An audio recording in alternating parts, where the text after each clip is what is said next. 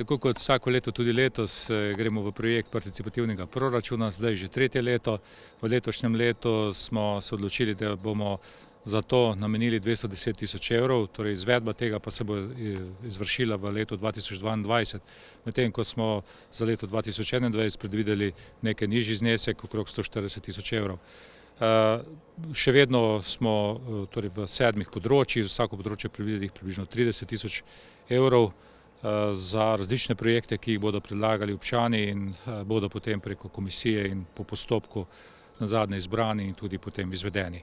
Torej, ja, je kar nekaj pobud, oziroma teh pobud je kar precej, lahko rečem, da jih je bilo v lanskem letu 40, od tega je bilo 20 potem tudi sprejetih v izvedbo, tako da ljudje kar spoznavajo, da je to tudi del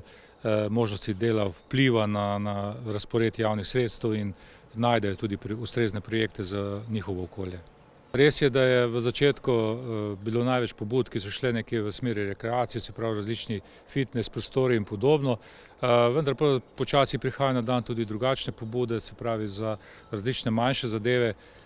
Treba je vedeti, da je tukaj omejitev tako v višini zneska za posamezen projekt, se pravi največ do 15 tisoč evrov za en projekt, pa tudi, da tak projekt že ni uvrščen v neke načrte razvojnih programov, kot naprimer neke gradnje cest, avtobusnih postajališč in podobno. To seveda se ne upošteva in tudi ni možno predlagati takih projektov, ker so tako že del rednih projektov. Skratka, takih projektov seveda ni, zato možnost izbire ni tako široka, ampak vedno se najde kakšne zadeve, ki občane žulijo in potem s pomočjo teh